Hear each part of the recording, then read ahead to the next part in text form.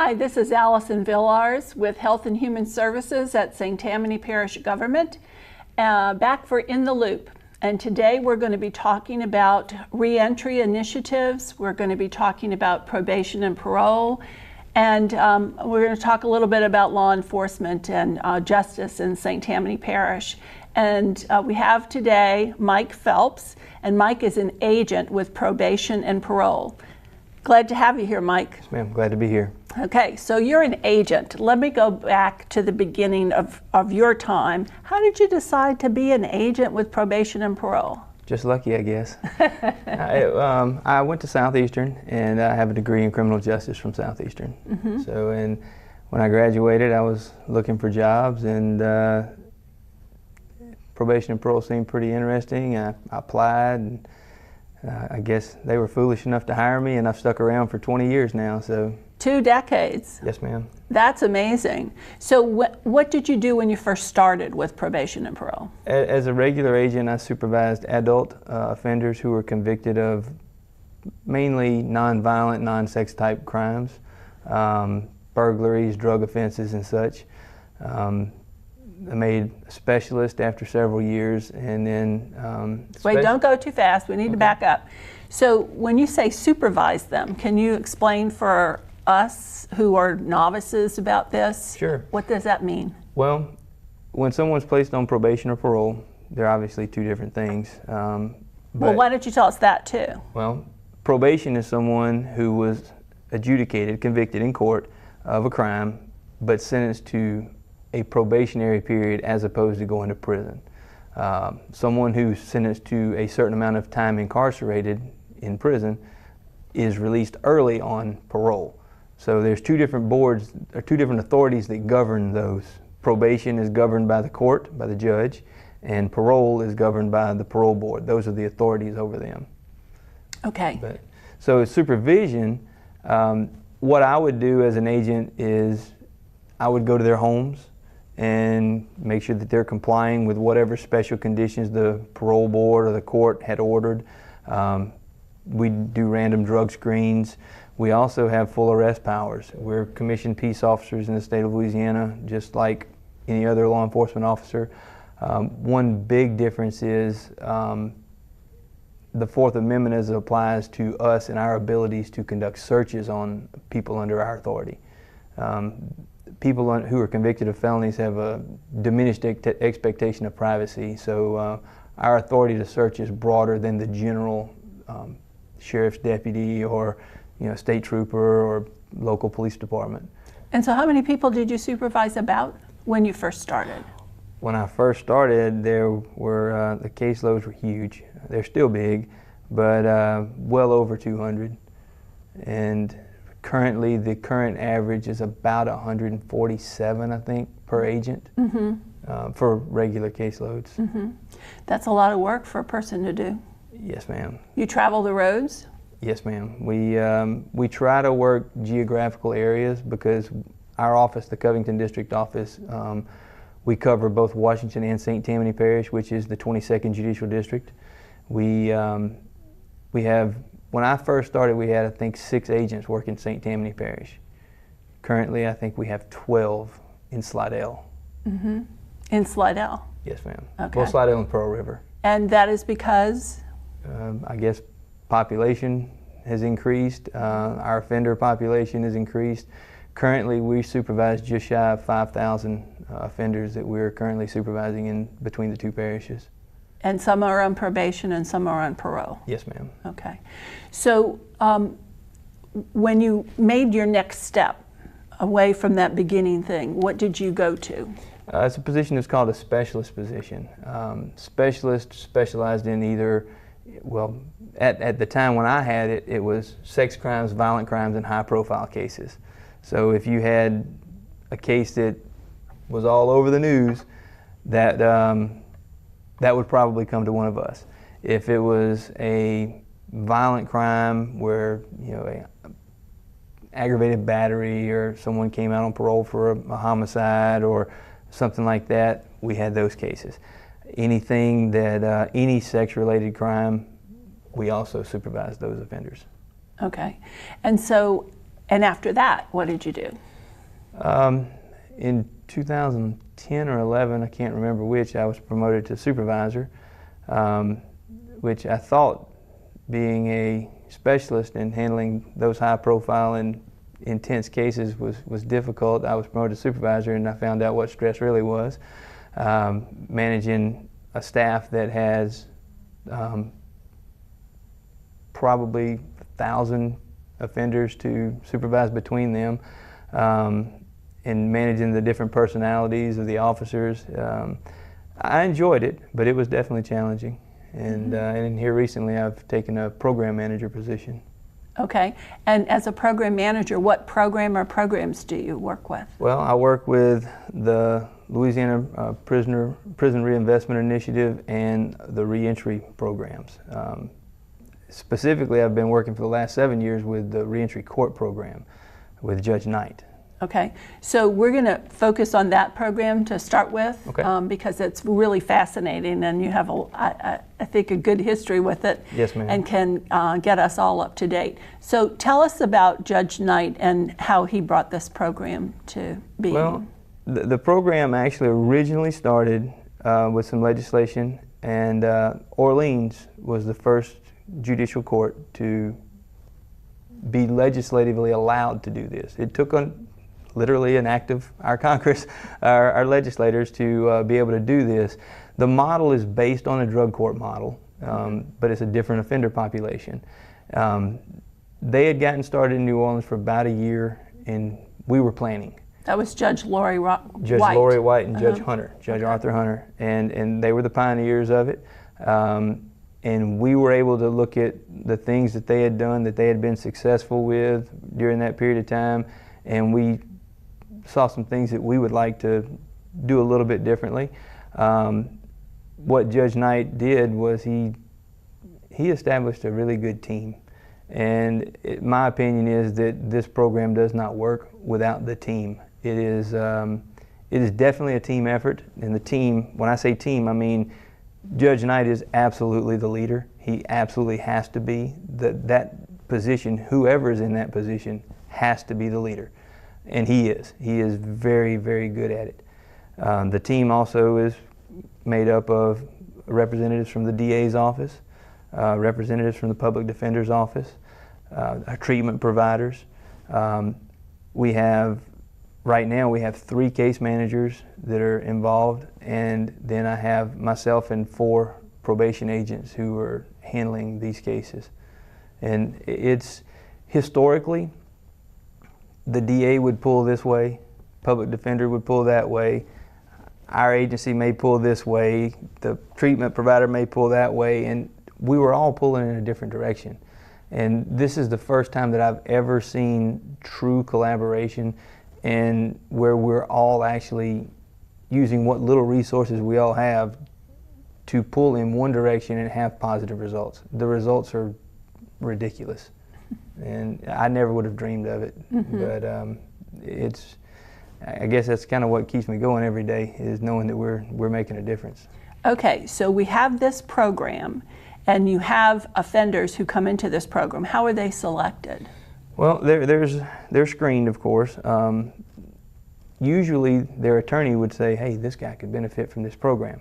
And well, while their attorney may suggest it, they have to be vetted and made sure that they're appropriate. There's some guidelines that they would have to fall under. They can't be it can't be a sex offender. It's just not, we can't do that. The current offense cannot be a crime of violence. But they're vetted. The case managers do a risk assessment on them, and we're not targeting people. A lot of times would think that the success we've had, we would be targeting low risk, low needs offenders, and so we could say, hey, look at our stats. No, that is not what we're doing. We're actually targeting high risk, high needs offenders, and we actually there are a handful of first offenders that we have, a couple, but we actually have multiple offenders. Now, when I say multiple, I don't mean second or thirds. We have a couple who are actually 7th felony offenders that are out on the streets, that are productive citizens, that are employed, that are drug-free, they're doing amazing things, and I'm actually 10 years ago I'd have probably never said it, but I'm proud of what the offenders are doing. I'm proud of the success that they're having, and I'm proud of the program. Mm-hmm. So they come, their lawyers alert you, hey, maybe, Agent Phelps, we can get these people in the program, but what do they have to do to get in the program? Well, they have to be sentenced to it. They have to agree to it. There's a contract that they have to agree that this is what I'm going to do. And basically, they're agreeing, I call it a carrot and a stick. All right? We have a carrot that we're going to say, if you do these things, you're going to get these things. So they agree to the plea.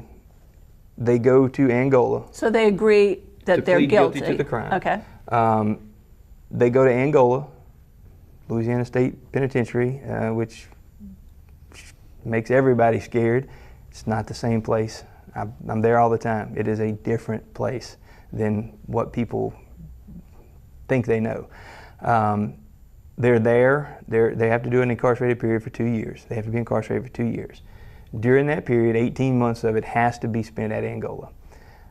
While they're at Angola, they're partnered with a vocational mentor and a social mentor. While they're at Angola, they have to, if they don't have a high school diploma, they have to get their HiSET or high school equivalency diploma. Plus, they have to obtain 2 vocational certifications. In like what? Well, there's 19 different vocations available right now at Angola, and we're constantly tweaking it. Some of the ones that we would have would be ASE, Automotive Service Excellence, I believe is what it stands for. It's an automotive certification. We have welding certifications, HVAC, air conditioning, refrigeration, Johnson Controls, electrical, small engine repair. I'm sorry, they call it outdoor power equipment now.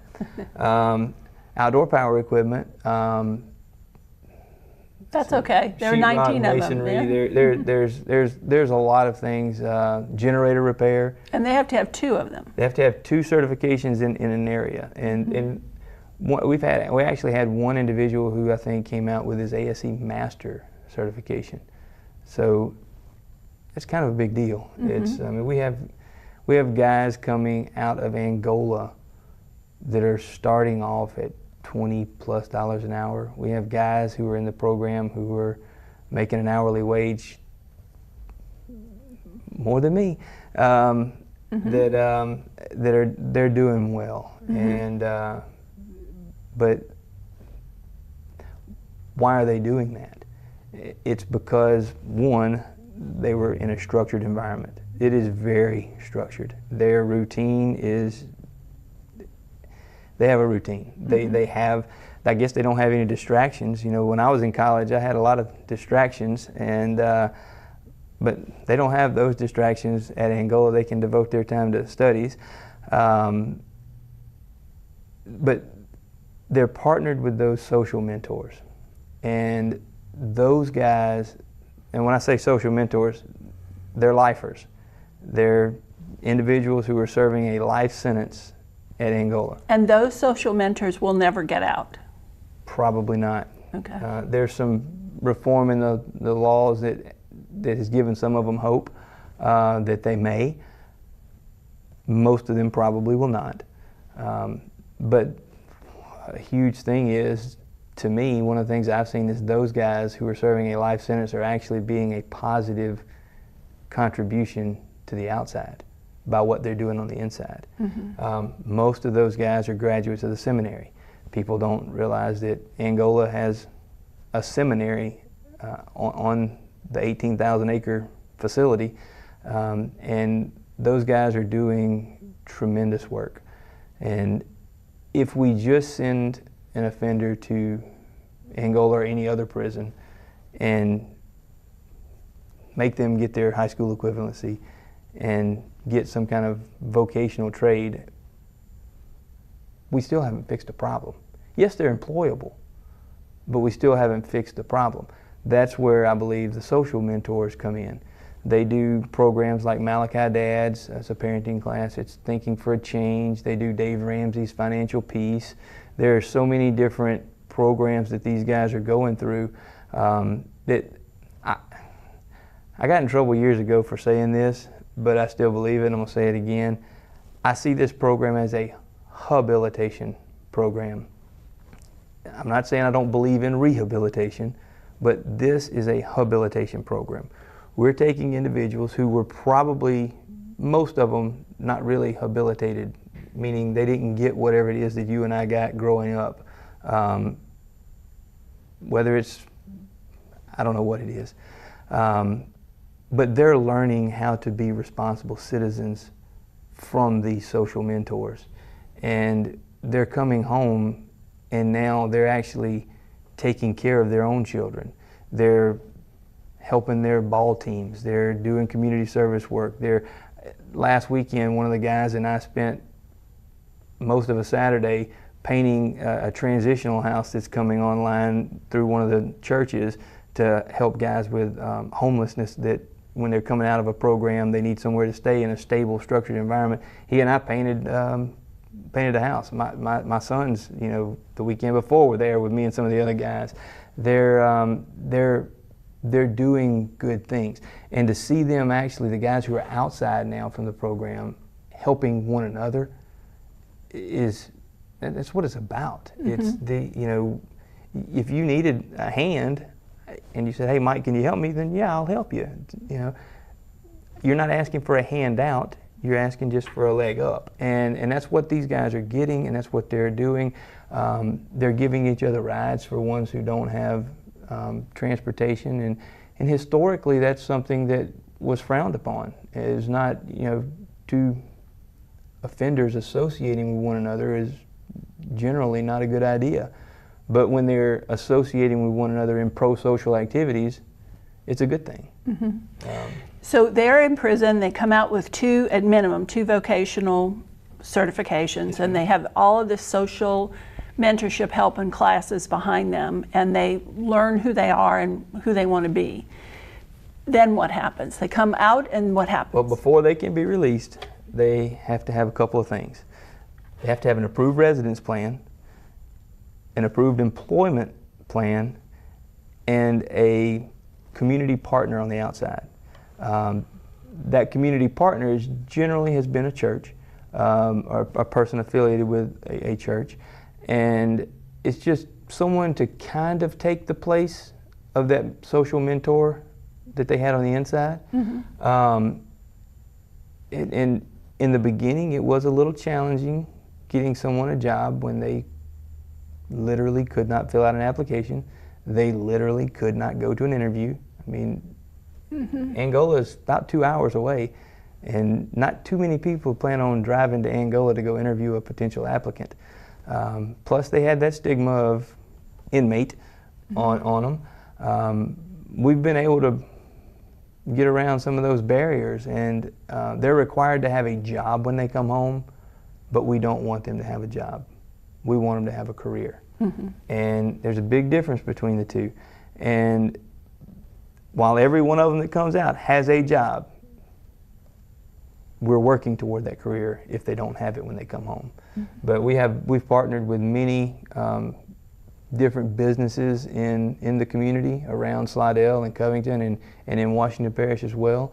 Some of these guys have had some issues of their own in the past, and they're willing to give a guy a second chance. And I did a presentation for an automotive group a while back, and one of the questions they asked was, "Well, can you guarantee me that this guy won't use drugs?" And I started laughing. I said, "Well, can you guarantee me that your employees aren't using drugs?" Well, no, but we have a random drug screen policy. I said, "Yeah, we got one of those too. I know how it works." I said, "Here's what I can tell you. I can pretty much guarantee you that one of my guys you hire will be drug screened in the course of a year more than your entire staff. I don't care how many people you got working for you. I'm telling you, this guy is going to be drug screened more than your entire staff." They're drug screened randomly, at least twice a week. But every day they have to call in a number, and a color is told to them on an automated thing, and it tells them if their color is called, they have to do a drug screen. plus my agents who are working the program and working in the field, they can randomly drug screen them with an instant cup anytime. So if we only did it twice a week, it's 52 weeks in a year, that's well over 100 drug screens a year. But when the officers randomly do it, you throw those, even just 1 or 2 a month, you start adding up a lot of drug screens. And while I'm not saying that they would never be able to get away with it, it would be difficult. So those are things they have to have before they come out. Yes, and you ma'am. guys help them with those things while they're still at Angola. Yes, ma'am. Then when they come out, what does the court do? They meet with the judge every Thursday morning while they're in phase 1, every Thursday morning for the first 6 months. And the judge addresses any issues that they may have, and if they're doing great, he tells them that. You know, you can't just hold somebody under your thumb all the time. And Judge Knight is really good at giving praise where it's due, but he holds them accountable. And between the case managers and the probation officers, you know, we're documenting everything these guys do, everything, and we're like a big brother to them, I guess you'd say, who's really watching over them, but also offering them constructive advice and things like that. The guys are actually calling me. They call me all hours of the day or night. Hey, I got this issue going on. What do you think about it? And whereas before they would have just went headlong off into probably some negative behavior. Some of the guys have had some horrible things happen to them medically and different things since they've been home, and would have driven most people to use again. But they've handled these difficult times remarkably well. We actually have one of our guys who's actually graduated and completed the program is actually a welding instructor now. So we have 4 guys who are completely done with the program. And when I say guys, in October 1st, 2015, we started the women's version of this. So we actually have a few ladies who are actually out now too. I think we have 10 ladies who are on the street that have completed the program at LCIW. That brought a whole different dynamic to the program, but the results are speaking for themselves, and we're leading the country in something positive for a change. You know, we've led the country and the world in incarceration rates for a long time here in St. Tammany Parish in Louisiana. But in this program, we're leading in a positive way. We're having people from all over contact us to get ideas of how to replicate this in other places. And it's definitely been interesting. It's been a challenge. It's been rewarding, but it has certainly been interesting.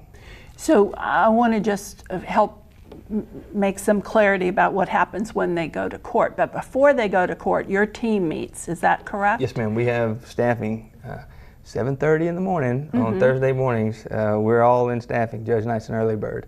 And the courthouse is not even open. And we're there. But some of us like early more than others.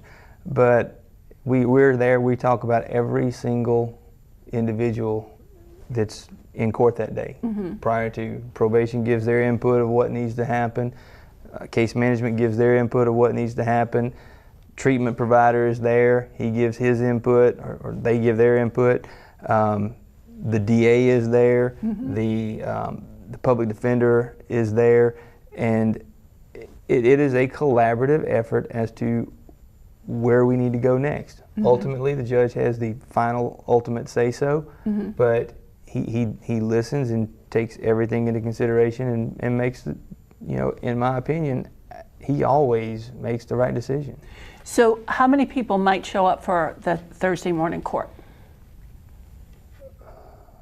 Well, Thursday before last we had 71, and that was phase 1s, 2, 3, and 4, but we had several who were out. Depends on how many phases we have show up in the program that day. We had about 40, we had court this morning, had about 40 this morning. Okay, and so that would be phase 1? We have phase 1 and 2. We have This probably morning. 45, yes. Okay, and so what's phase 2? I know in phase 1 they meet every week. In phase 2, what Every happens? other week. Every other week. In Yes, phase ma'am. 3? once a month, And phase 4? once a quarter. Okay. But while they're in phase 1, 2, and 3, they're still attending treatment. They're still attending AA and NA meetings, Celebrate Recovery, things like that. And we certainly can't mandate that they go to a religious or faith-based program. But a lot of the guys are choosing programs such as Celebrate Recovery, and it's working. And it's working for them. And if it works for them, great. It may not work for the next guy. The next guy may do more traditional 12-step AA, NA type program. But they do have some choice in that. Now their treatment, their true treatment is mandated, and but it is tailored more by the treatment provider as to what they really need. So, and this is one of several specialty courts that the 22nd Judicial has. So can you tell Yes, me ma'am. can you name them all? I'll try. We have 3 sections of drug court. We have 2 in St. Tammany, 1 in Washington Parish. We have Reentry Court, which we've already talked about. We have Family Preservation Court. I'm going to go ahead and say that one. I always forget that one. We have Behavioral Health Court, which deals with mental health issues. We have Sobriety Court, and Sobriety is for? Usually DWI offenders. Okay. And we have Veterans Court. Okay. So that's 8 different sections of specialty court. And if I miss one, I apologize. But okay. Those are we probably have more specialty courts. I'm not going to say on the record that we have more than anybody else in the state or any other jurisdiction, but you'd be hard pressed to find any other jurisdiction that has the judicial specialty courts that we do have.